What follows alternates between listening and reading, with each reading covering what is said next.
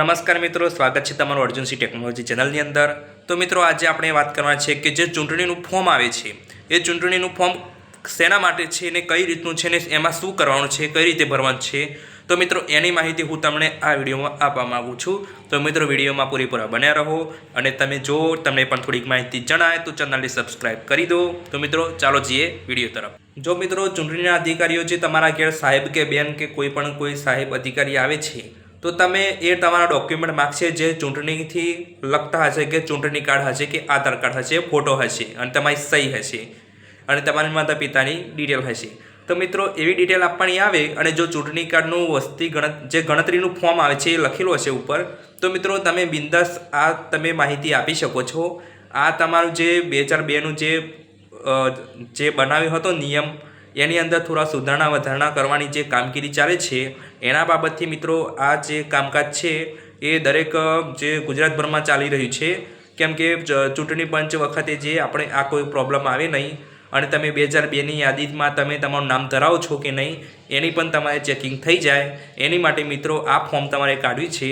તો આની માટે તમારે આ ફોર્મ કઈ રીતે ભરવાનું છે એ પણ હું તમને આ વિડીયોમાં બતાવી દઉં છું અને તમારે શું કરવાનું છે અને કઈ રીતનું કરવાનું છે કોઈ પણ ટેન્શન લેવાની જરૂર નથી। તો મિત્રો વિડીયોમાં બન્યા રહો। તો મિત્રો આપણે જે આ ફોર્મ ભરવાનું છે, ફોર્મ પર આપણે જે હું કોમ્પ્યુટરમાં તમને બતાવું છું તો મિત્રો તમને સરળતાથી દેખાય અને તમે આ ફોર્મ તમે સરળતાથી તમે ભરી શકો। તો મિત્રો અહીં તમે જે જોઈ શકો છો કે આ રીતનું ફોર્મ આવશે, તેની અંદર જે હું તમને બતાવી દઉં નિશાન કરીને કે જે આ જગ્યા છે તે તમારી બધી માહિતી આવશે અને આ જગ્યા પર તમારી બધી માહિતીનું જે બધું નામ છે એ અહીં લખેલું જ આવશે, એ તમારે લખવાનું નથી। અત્યારે હું બંધ કર્યું છે, કોઈની માહિતી આપણે બતાવી ના શકીએ મિત્રો। પછી એની બાદ આ જે બાજુના ખાનામાં પણ તમને બધી માહિતી જ દેખાશે।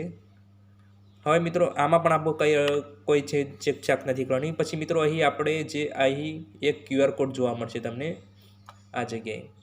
તો મિત્રો આ QR કોડ છે જે તમને બતાવશે કે તમારા જે ચૂંટણી કાર્ડની બધી માહિતી છે, નંબરની બધી જે તમારું નામ છે કે નહીં એ બધું બતાવશે। તો મિત્રો આપણે એને પણ અડવાનું નથી। પછી જે મિત્રો અહીં જે છે ને એ ચૂંટણી કાર્ડ તમારો ફોટો બતાવશે। તો મિત્રો ચૂંટણી કાર્ડ ફોટો બતાવે તો એ તમારે જે ટાઈમનો ચૂંટણી કાર્ડમાં ફોટો પડાવેલો હશે એ જ ફોટો સેમ ટુ સેમ અહીં બતાવશે। અને મિત્રો ખાસ બીજી વસ્તુ એ કે આ ફોર્મ જે 2002માં જે યાદીમાં નામ આવતા હશે તેમના જ આવશે।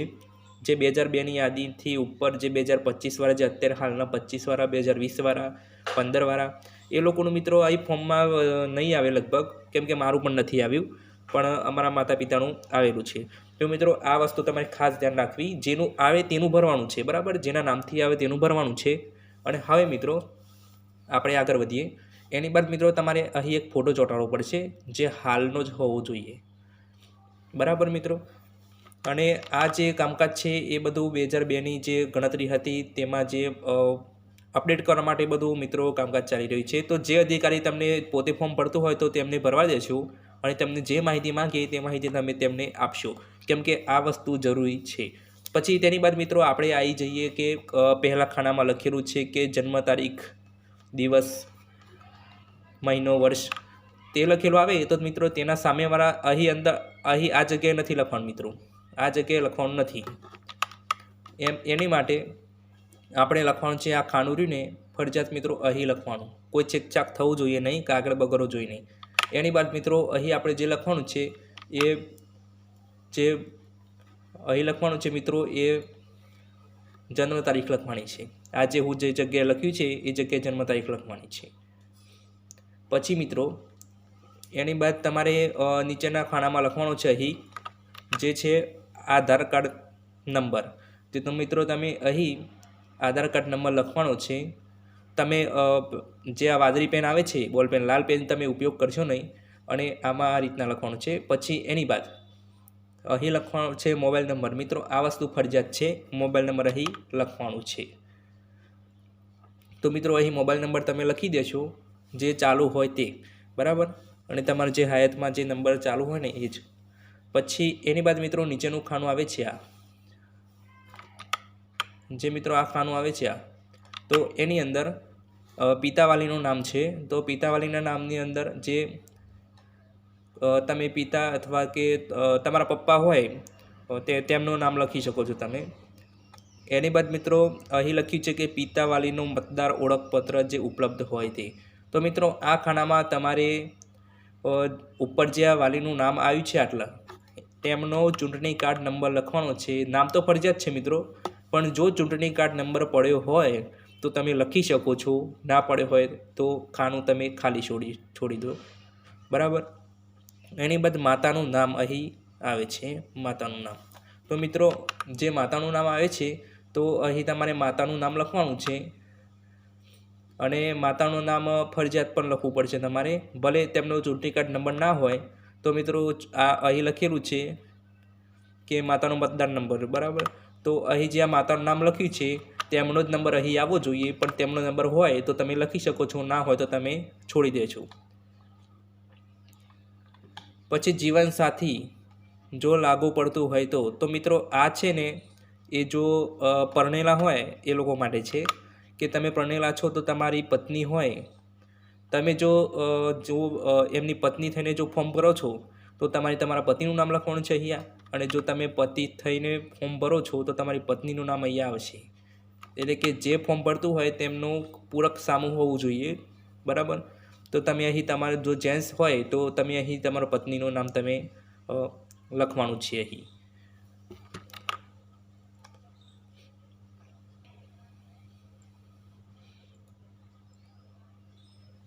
બરાબર. પછી જીવનસાથીનો મતદાર ઓળખ નંબર. તો અહીં જે નામ લખ્યું છે આ તમારા હસબન્ડ હોય કે તમારી વાઈફ હોય તો અહીંયા જે નામ લખ્યું છે તેમનો નંબર આ જગ્યાએ આવવો જોઈએ, અને ના હોય તો તમે ખાનું ખાલી છોડી શકો છો. બરાબર. પછી મિત્રો આપણે આવવાનું છે નીચે કે છેલ્લે SIR મતદારની યાદી મતદાર વિગતો. તેમાં આ તમારે ખાસ ધ્યાન આપવાનું છે કે તમારી યાદીમાં નામ હોય તો તમારું જે 2002ની અંદર તમારું જે ચૂંટણી પંચની અંદર તમારું નામ જે હોય તો તમે તમારી માહિતી નાખી શકો છો આ જગ્યાએ, જેમ આ ઉપરવાળી આ ભરીને એ રીતે. પણ જો મિત્રો તમારું ના હોય નામ તો પણ તમે આ ફોર્મ ભરો છો તો તમે જે તમારા પપ્પાનું નામ લાગતું હોય તો પપ્પાના નામથી તમે આ જગ્યા ભરી શકો છો. અને મિત્રો આ ખાણામાં તમને કોઈ ખબર ના પડે તો તમને જે ભરવાવાળા આવે એ લોકોને તમારે ખાસ પૂછી લેવાનું, અને જો ના ફાવે તો ખોટું ચિતરશો નહીં, કેમ કે છેકછાક સારું નહીં. બરાબર મિત્રો. હવે અહીં જે આ ખાનું આપેલું છે એની અંદર પણ એવું જ છે કે તમે જો સંબંધીઓના શહેરમાં નામને અગાઉના કોલમમાં આપવામાં આવી છે તેની વિગતો, એટલે કે અહીં તમે તમારા રિલેટિવનું ભરી શકો છો. જો તમે તમારું ના ભરી શકતા હોય તો તમે તમારા દાદા દાદી અથવા માતા પિતા તેમનું નામથી તમે તેમના ચૂંટણી કાર્ડથી તમે ભરી શકો છો, જે તેમને 2002માં મતદાર કરેલું હશે તો.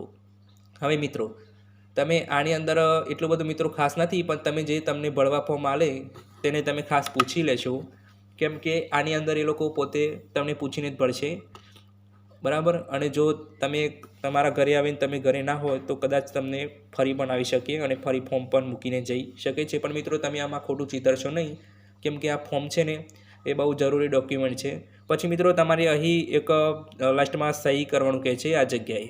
આમાં તમે કોઈ પણ સહી કરી શકો છો મિત્રો, તમારી જે લાગતી હોય જે સહી તમે કરી શકો છો. જે આ જગ્યા પર તમને જ્યાં ચોકડી મારે એ લોકો ત્યાં તમે એમને પૂછીને ફરજિયાત પડશો. તો મિત્રો આ હતું જે ગણતરી ફોર્મ છે. તો મિત્રો તમને આ ફોર્મ ભરવામાં થોડી સરળતા લાગી હોય મિત્રો, આમાં ખાસ કંઈ છે જ નહીં. મેન વસ્તુ તો મિત્રો આટલું જ છે, આ જે રહ્યું એટલું જ છે. પછી એની સિવાય કોઈ બીજું છે નહીં મિત્રો, આ છે ને એટલું જ છે. નકર મિત્રો એની સિવાય બીજું કોઈ છે નહીં. પણ તમને આ તો ભારે લાગતું હશે, પણ મિત્રો એવું છે નહીં તો તમે આ ફોર્મ ભરીને તમે તમારું ફોર્મ પહોંચતું કરો, કેમ કે આગળ બીજી કોઈ પ્રોબ્લેમ આવે નહીં. તો મિત્રો તમે પણ આ SIRનું ફોર્મ જે છે, જે ચૂંટણી ગણતરી ફોર્મ છે 2002ની યાદી પ્રમાણે, તો મિત્રો તમે આ ફોર્મ ફરજિયાત ભરશો. અને તમે પણ આ તમારું જે માહિતી છે, તમારો કિંમતી સમય થોડો કાઢીને તમે આ ફોર્મ પાછળ થોડુંક આપશો, કેમ કે મતદાર વખતે મિત્રો આ ગણતરીમાં તમારું પણ નામ તમારી અપડેટ થઈ જાય. તો મિત્રો વિડીયો સારો લાગ્યો તો ચેનલને સબસ્ક્રાઈબ કરી દો, અને જય હિન્દ જય ભારત.